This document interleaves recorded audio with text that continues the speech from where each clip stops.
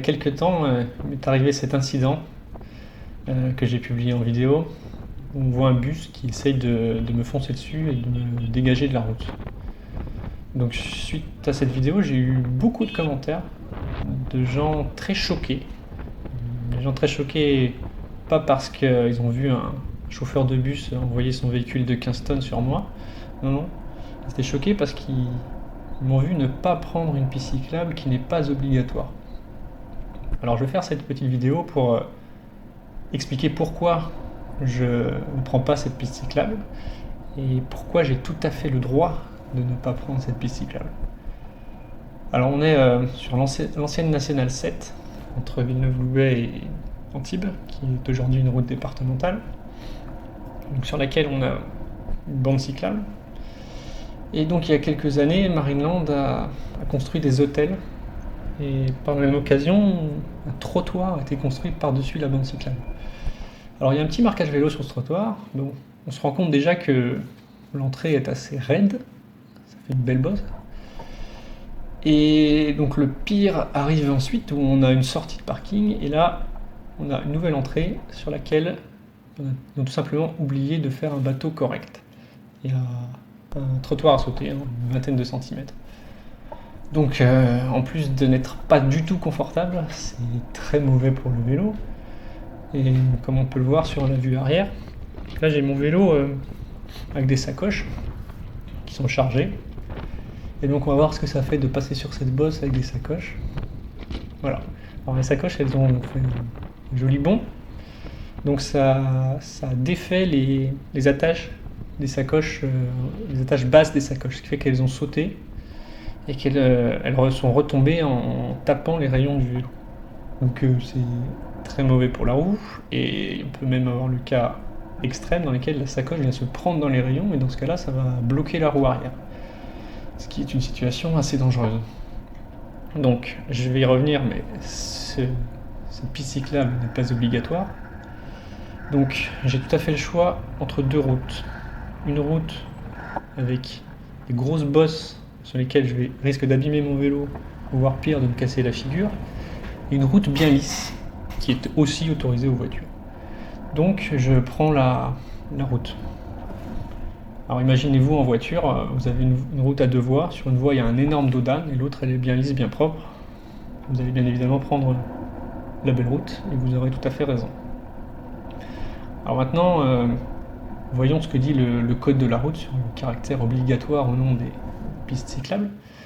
Alors par défaut, une piste ou une bande cyclable n'est pas obligatoire. Elle peut être rendue obligatoire par une décision de l'autorité investie du pouvoir de police. Alors, ici c'est une départementale, donc j'imagine que c'est la préfecture. Donc, si elle a une bonne raison de le faire, la préfecture peut rendre une bande ou une piste cyclable obligatoire. Donc si c'est le cas, elle doit matérialiser cette décision par un panneau qui s'appelle le B22A, qui est le panneau qui indique une piste ou bande cyclable obligatoire. Si elle n'a pas pris de décision pour la rendre obligatoire, le panneau s'appelle le C113, donc qui donne une piste cyclable simplement conseillée. Voilà, le panneau de piste cyclable obligatoire est rond, le panneau de piste cyclable non obligatoire est carré. Donc ça correspond à ce qu'on apprend au code de la route. Les panneaux ronds sont là pour les obligations, les panneaux carrés sont là pour les indications. Alors ici, quel est le panneau que j'ai ? Donc au début de la bande cyclable, à la sortie de Villeneuve, c'est un panneau carré qu'on voit ici, dans les arbres. Donc la bande cyclable n'est pas obligatoire. Alors évidemment, je la prends puisqu'elle est tout à fait praticable. Mais quand on arrive à Marineland, elle s'arrête cette bande cyclable puisqu'elle se transforme en trottoir. Le trottoir est interdit à la circulation des cyclistes, sauf si on les autorise. Alors ici, on a ce panneau-là, espace partagé. Donc on n'a pas de panneau de piste cyclable obligatoire, mais on n'a pas non plus de panneau de piste cyclable simple. Alors en fait, cet panneau d'espace partagé, j'ai cherché dans le code de la route, et en fait il n'existe pas. Donc on ne peut pas proprement appeler ça une piste cyclable, c'est simplement en fait un trottoir sur lequel on donne l'autorisation aux cyclistes de circuler. En gros, on leur dit ok, vous avez le droit de rouler ici, mais démerdez-vous. Alors pourquoi est-ce qu'ils n'ont pas mis de panneaux de pistes cyclables réglementaires? Alors j'ai pas la réponse, mais j'ai une hypothèse. Mon hypothèse, c'est que simplement cet aménagement n'est pas aux normes d'une piste cyclable. Il faut savoir qu'il y a des règles sur les pistes cyclables, notamment au niveau de la largeur et des accès, comme ici. Donc simplement ce truc dégueulasse avec des bosses comme ça n'est tout simplement pas aux normes pour prétendre s'appeler piste cyclable.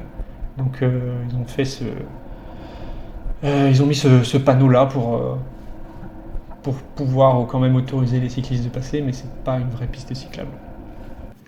Alors maintenant, on peut s'amuser à regarder la longueur de cette piste cyclable. Donc en allant sur Google Maps, on peut voir, bon, la photo n'est pas à jour, mais on voit que la longueur de cette piste cyclable, ou cet espace partagé, est de 120 mètres. Alors je circule à vélo environ à 25 km/h, et à 25 km/h, pour parcourir 120 mètres, il faut 17 secondes. La route est limitée à 70 km/h, à cette vitesse, pour parcourir ces 120 mètres, il faut 6 secondes. Donc ça nous fait une différence de 11 secondes. C'est-à-dire qu'au maximum, en prenant la route, je vais faire perdre 11 secondes au véhicule qui me suit. Et donc là, j'ai croisé un chauffeur de bus qui, parce qu'il avait perdu 11 secondes, se permet de faire ça. C'est-à-dire là, il est à, je sais pas, 30 cm de moi. Donc que l'un d'entre nous fasse un écart, je suis par terre, sous les roues du bus. Donc pour 11 secondes, ce chauffeur de bus va mettre ma vie en danger. 11 secondes, sachant qu'il conduit un bus qui doit s'arrêter tous les 300 mètres pour charger et déposer des gens, donc ça lui prend bien plus de 11 secondes. Qu'ensuite, sur le prochain kilomètre, il y a environ 5 feux rouges qui l'attendent, et donc ça va tout à fait annuler ces 11 secondes. Alors j'ai écrit à la société, enfin, pas la société, aux gens de la région qui s'occupent des transports, ils m'ont dit que c'était une situation anodine. Donc moi j'ai envie de répondre que 11 secondes perdues sur un trajet, c'est sans doute encore plus anodin.